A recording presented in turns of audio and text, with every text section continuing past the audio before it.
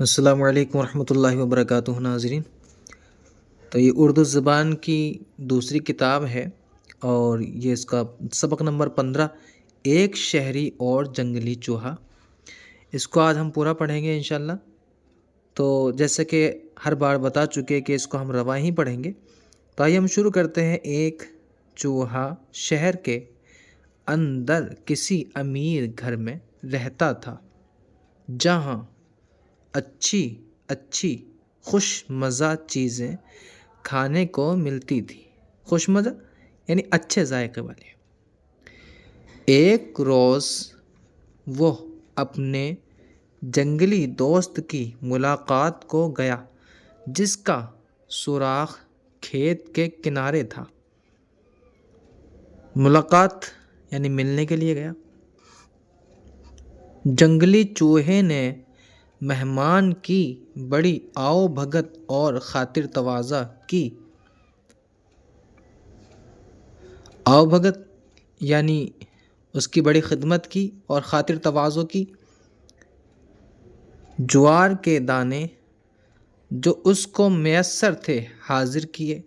جوار جو ایک طرح کا غلہ ہوتا ہے، کھانے کی چیزیں، اس کے دانے اس کو میسر ہوئی یعنی جو اس کو مل سکے اس نے اس کے سامنے رکھ دیے۔ شہر کے چٹورے چوہے نے میزبان کی خاطر سے کچھ کھایا تو صحیح، پر یہ روکھی سوکھی غذا اس کو کیوں بھانے لگی۔ چٹورے چوہے یعنی وہ تو اچھی چیزیں کھاتا تھا، چٹورا یعنی زیادہ کھانے والا، چاٹنے والا۔ میزبان کہتے ہیں اہل خانہ کو، جس کے گھر مہمان کوئی جاتا ہے تو جانے والا مہمان ہوتا ہے، اور جس گھر میں کوئی مہمان آیا ہے تو وہ گھر والا جو ہوتا ہے میزبان کہلاتا ہے۔ روکھی سوکھی تو آپ سمجھ گئے ہوں گے۔ تو اس کو یہ کھانا جو ہے نہیں بھایا، یعنی اچھا نہیں لگا۔ شہری تھا بڑا تمیزدار، پہلے تو ادھر ادھر کی باتیں کرتا رہا، فصل اور موسم کا حال پوچھا، اس کے گزارے کی صورت دریافت کی، پھر بولا، بھائی تم کیسے ویران جنگل میں زندگی بسر کرتے ہو، جہاں کوئی مزیدار کھانا نصیب نہیں؟ آؤ ذرا میرے ساتھ چلو، وہاں تم دیکھو گے کیسے کیسے اچھے گھر اور کیا کیا لذیذ۔ یہاں پہ یا کے نقطے چھوٹ گئے تو ان کو ہم لگا لیتے ہیں۔ لذیذ یعنی ذائقے دار نعمتیں خدا کی دی ہوئی موجود ہیں۔ جنگلی چوہے نے شہری دوست کی ضیافت بڑی خوشی سے قبول کی۔ ضیافت یعنی اس کی دعوت، اور اس کی ضیافت کہتے ہیں کھانے پہ بلانے کو۔ تو اس کی جو دعوت تھی وہ اس نے قبول کر لی۔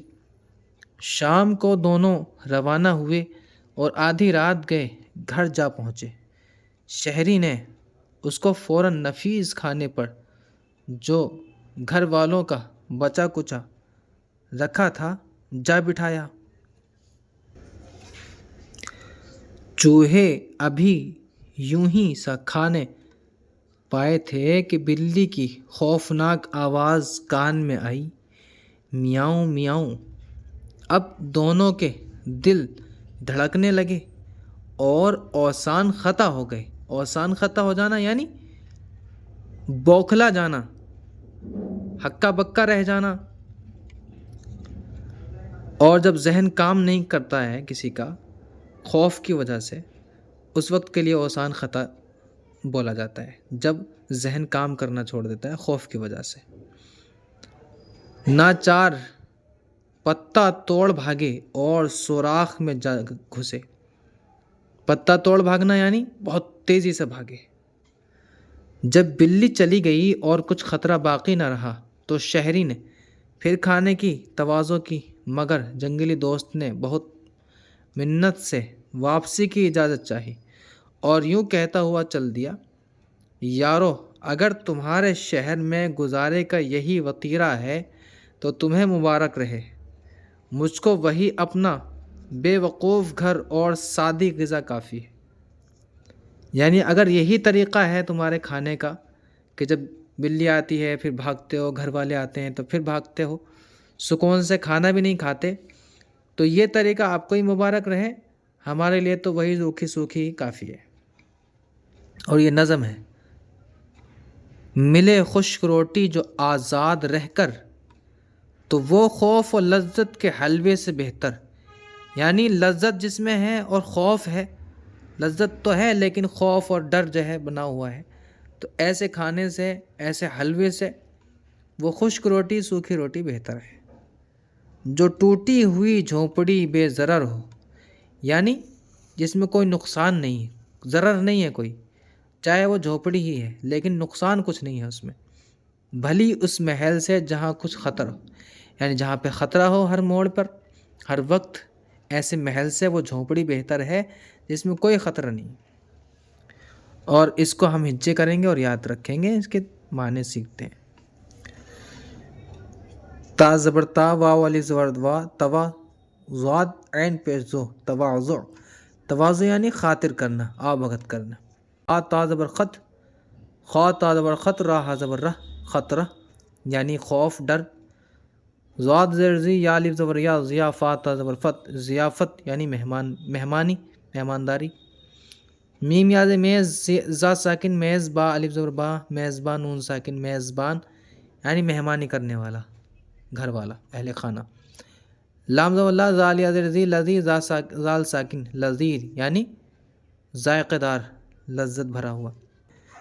خا واو پیش خون، فا ساکن خوف، نون الف زبر نا، خوفنا، کاف ساکن خوفناک یعنی ڈراؤنا۔ میم پیش مو، یا سین زبر یس، میسر، سین را زبر سر، میسر یعنی حاصل ہونا۔ واو زبر وا، تا یا زیر تی، وطیرا ہا زبر رہ، وطیرا یعنی طریقہ، ذریعہ۔ نون زبر نا، فا یا زیر فی، نفیس، سین ساکن نفیس یعنی صاف ستھرا۔ با بڑی یا زیر بے، زا زبر زا، را زبر رر، بے ضرر۔ بے ضرر کا مطلب ہوتا ہے بے خوف، بے نقصان، یعنی جس میں نقصان نہ ہو کچھ۔ تو یہ ہم نے سبق نمبر 15 جو ہے مکمل پڑھ لیا ہے، امید آپ کو سمجھ آیا ہوگا۔ تو اب ملتے ہیں ہم اگلے سبق میں، جس کے اندر ایک حریص بلی اور یہ نظم ہے، اس کو ہم جو ہے انشاءاللہ اگلے سبق میں سیکھیں گے۔ اللہ حافظ۔